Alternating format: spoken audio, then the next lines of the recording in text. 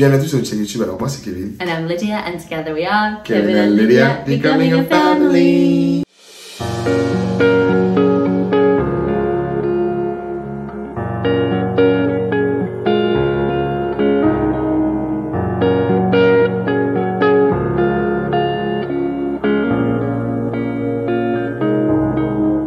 Bienvenue à tous dans cette nouvelle vidéo. Aujourd'hui, on va parler de 5 choses qu'on fait en tant que parents chrétiens. Parce que c'est vrai que il y a des choses que les parents font, mais quand tu suis Christ, il y a des choses que tu n'as pas vraiment faire parce que Dieu nous a mis à part. Donc il y a certaines valeurs, certaines choses qu'on veut donner à nos enfants. Car la Bible dit que comment tu élèves tes enfants quand ils sont petits, normalement quand ils vont grandir, ils ne s'en éloigneront pas. Donc on veut donner des valeurs à nos enfants, essayer de leur donner un avantage, des outils que nous on n'a pas forcément eu pour les aider à avoir une foi solide dès leur plus jeune âge. Car avec Dieu, il n'y a pas question d'âge pour avoir des révélations. Tu peux être petit et mon ami être mis à part de ton jeune âge. Bref. Si vous aimez ce genre de vidéo, dites-nous en commentaire, likez, ça nous aide aussi à savoir quel type de vidéo vous aimez. Partagez autour de vous, ça peut penser que ça peut bénir quelqu'un. Et abonnez-vous si ce n'est pas déjà fait. Donc, on rentre dans la vidéo. Numéro 1. On ne déclare pas les paroles de mort sur nos enfants. Ça veut dire que quand l'enfant est tellement pénible, on ne va pas dire que l'enfant elle est tellement pénible. On va dire que Kevin dit souvent que waouh, cet enfant, tu es tellement une bénédiction pour nous. Tu es tellement une bénédiction pour moi et pour ma famille. Ouais. Parce qu'en fait, c'est tellement vrai que parfois, on ne se rend même pas compte à ce qu'on est en train de déclarer sur nos enfants. Même si c'est juste une seule fois. On va dire, non, arrête de faire ça, t'es bête ou quoi? Quand on dit, ouais, t'es trop bête. Mais parfois, on ne se rend même pas compte que dans le moment, c'est peut-être plus une expression. Mais ça pèse. Et on va déclarer sur nos enfants qui sont bêtes. Et aussi, parfois, il faut qu'on on se met dans leur position. Si quelqu'un nous dit, tu es bête ou tu es bête ou quoi, nous, on va dire, mais attends, ne me parle pas comme ça. C'est pour ça, parfois, il faut toujours respecter l'enfant, que aussi c'est un humain. Et c'est pour ça qu'on veut déclarer sur nos enfants ce qu'on veut voir à travers nos enfants. C'est super important parce que, et aussi, je rajouterais même qu'on ne laisse pas les gens déclarer des paroles de mort sur nos enfants. C'est quelque chose qu'on savait depuis même si dans le ventre, on voulait déclarer des paroles de vie sur nos enfants, parce qu'on voulait déclarer des choses qui vont devenir, entre guillemets, déclarer la parole de Dieu sur nos enfants. D'abord, la Bible dit que la mort et la vie sont au pouvoir de la langue. Tu peux créer, donc Dieu il a créé le monde avec la parole. Donc tu peux créer ce que tu veux avec ton enfant. C'est pour ça que on a choisi d'où le nom de ton enfant, on déclare que nos enfants sont des sources de joie, des sources de bénédiction. C'est que même si parfois, dans la réalité, c'est pas forcément le cas, je me rappelle que non, mon enfant c'est une source de bénédiction, la bénédiction de Dieu enrichit, ne la fait suivre de qu'un chagrin, et je ne laisse pas les gens dire des paroles bêtes. Un exemple. On va à l'échographie, le bébé n'arrive pas, on dit oh cet enfant il est compliqué, hein. Je dis je vous prie c'est pas un enfant n'est pas compliqué, ou parfois c'est pas forcément méchant mais c'est des paroles qu'on déclare que tu te rends pas compte, de fur et à mesure ça devient des graines, que ça grandit en toi, tu grandis avec le rejet et tout ça, parce que par exemple moi je sais que quand j'étais petit, on dirait lui il est pas intelligent, il est pas assez bon pour faire ci. Au final si mes parents n'étaient pas forcément conscients de ce qu'on disait, donc ils sont pas là pour briser, donc tu grandis avec toutes ces insécurités, et non on veut pas ça pour nos enfants, donc bien sûr le monde va aller dire des choses, mais nous au moins on va à la maison qu'ici, avant qu'ils sortent dehors, que genre, ils savent que papa, maman déclarent les bonnes paroles sur nous. On va jamais dire tu es bête, tu es idiot. Non, si ça sort, on va se reprendre direct parce que ça vraiment n'est pas parfait. Voilà, mais on va se reprendre direct. Voilà. Non, voilà, donc c'est quelque chose, mais on est conscient, il faut avoir conscience de vouloir le faire déjà. Et quand tu as conscience, ça fait complètement la différence. Le deuxième point qui est super important, c'est que vraiment on élève nos enfants avec l'habitude d'aller à l'église. C'est que pendant le Covid, c'était compliqué parce que nous, on a grandi, on allait à l'église, tous les dimanches, on allait à l'église. Ah, oui. Après le Covid, on a vraiment perdu cette habitude d'aller à l'église. Et c'est vrai que pour nous, l'église n'était plus important. Ce que je dis, c'est qu'un bâtiment. Ouais. C'est pas que c'est. En fait, c'est l'habitude de se dire d'être avec des frères et sœurs en Christ. C'est vraiment l'habitude de bâtir l'habitude d'aller à l'église. Dans le sens où c'est bon pour des frères et sœurs de se retrouver ensemble. L'adoration en groupe. On dit de faire l'église, de le faire quand il y a d'autres personnes qui croient, quand vous êtes de vous encourager en fait, d'être dans la communauté. Et aussi d'avoir des amitiés chrétiennes. Moi, j'ai grandi avec des gens qui ne sont pas forcément chrétiens.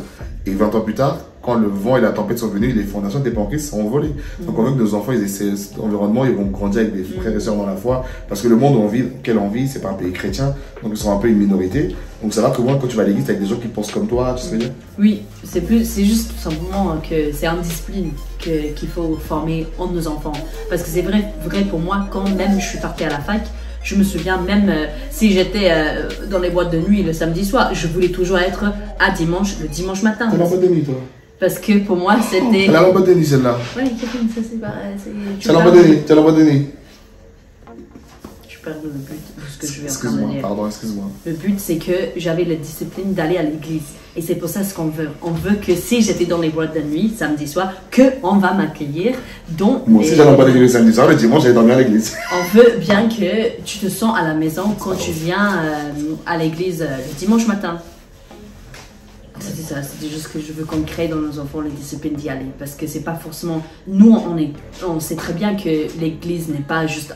C'est juste un bâtiment. On sait très bien qu'on peut se rejoindre ici à la maison mardi soir avec 5 gens et on peut appeler ça l'église parce que ça, c'est l'église. Mais aussi, parfois, il faut créer dans nos enfants une discipline qu'on va y aller à l'église ce matin, les enfants. Parfois, il y en a qui vont dire non, mais moi je force mon enfant à l'église parce qu'il va grandir, il voudra plus aller.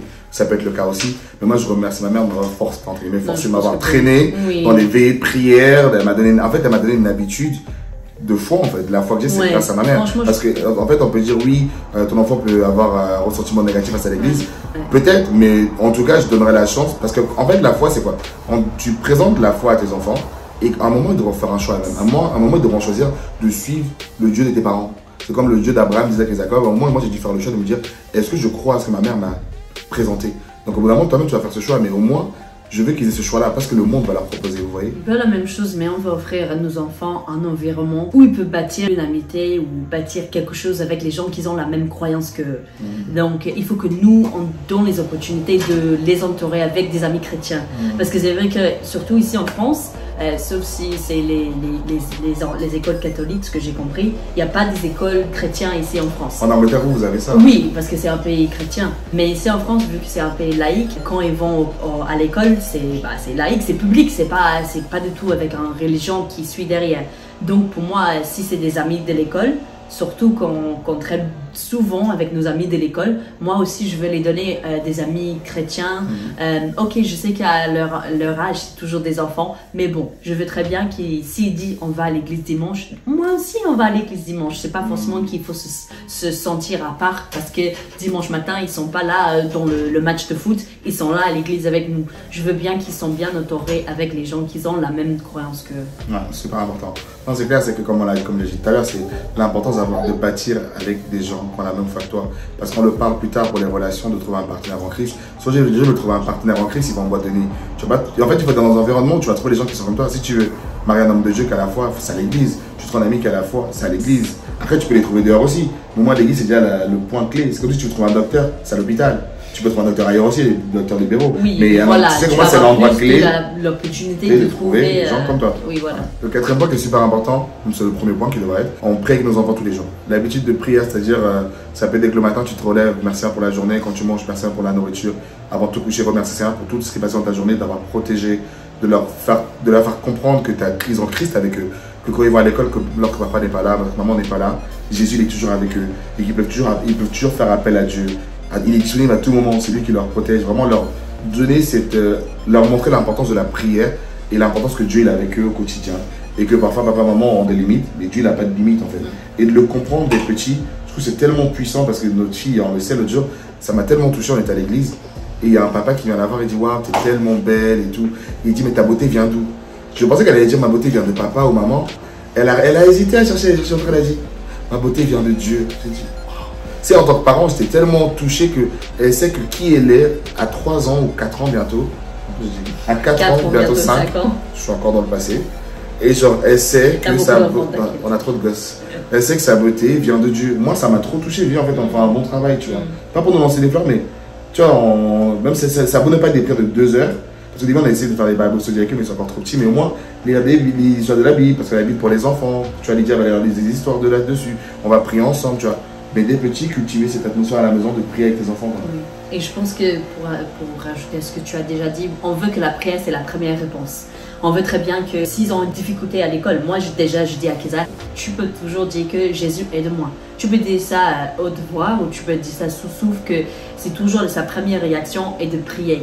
Même avant de prendre des médicaments ou même s'ils ont malade ou quelque chose, bien sûr, on va donner les médicaments s'il faut. Mais après, moi je vais toujours dire que Seigneur, s'il te plaît, guéris ta fille maintenant, guéris tes enfants maintenant, aide-nous.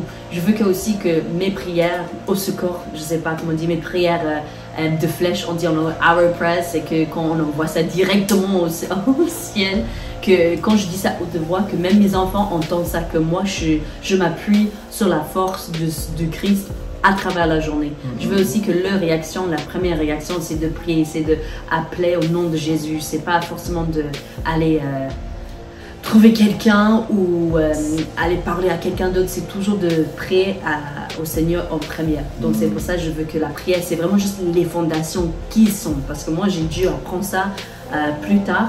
Et parfois, j'ai du mal à toujours prier autant que je veux. Parce que c'est pas forcément naturel. Mais pour eux, je veux vraiment que c'est bon. C'est comme j'explique, c'est comme on parle. C'est comme une deuxième nature. Et tu parles à Dieu juste comme ça. Il n'y a rien de spécial à faire, juste tu parles. Nos parents, ils ont fait un bon travail dans la foi, hein. Mais après, comme on dit souvent, c'est que ce qu'on fait, en fait, à chaque fois, avec chaque génération, on nettoie, on change, on rajoute. C'est toujours comme ça, c'est normal. Là, ça, c'est le processus naturel. C'est rien pour cracher sur nos parents. Ils ont fait un travail extraordinaire avec nous. C'est juste que c'est normal que chaque génération veut faire mieux que l'autre. Ce qui est important, c'est qu'on demande toujours l'aide du Saint-Esprit dans tout ce qu'on fait avec nos enfants. On sait qu'on est les gestionnaires de ces enfants, ce sont les enfants de Dieu. Ils ne nous appartiennent pas. Dieu nous fait confiance avec ses filles, avec ses enfants, avec son fils.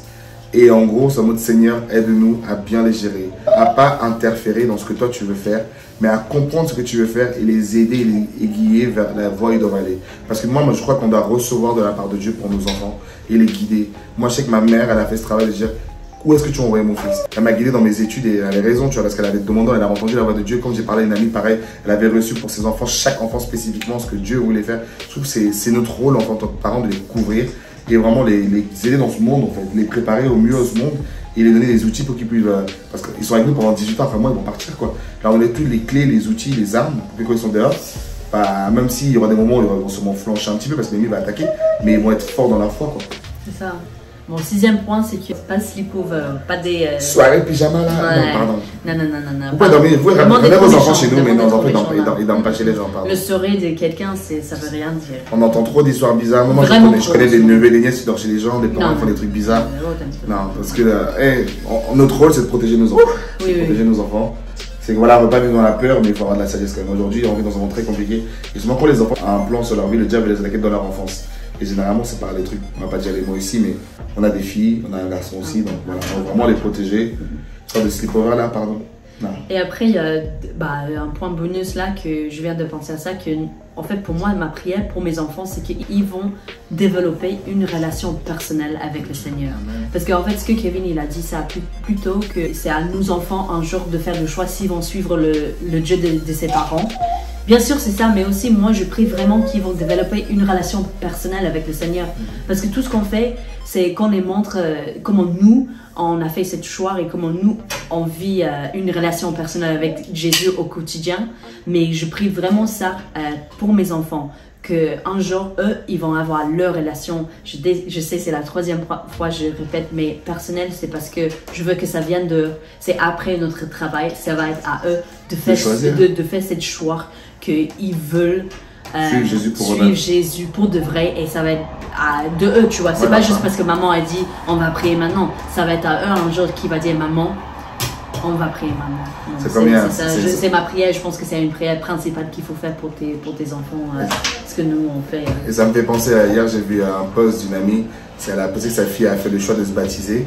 À genre 18 ans, j'ai dit waouh, j'imagine même pas comment ma fille va faire ce choix-là. Mes enfants vont faire ce choix de suivre Jésus pour eux-mêmes. I'm gonna be like, ça on a réussi. On a réussi, on prend un mode réussi, voilà. Parents. En tout cas, ouais, dites-nous, vous, si les parents aussi, vous êtes chrétiens, quelles sont les certaines choses que vous faites pour vos enfants ou pas. Et sur des vidéos, continuez de vous baigner. En tout cas, on se voit dans la prochaine vidéo. Bye!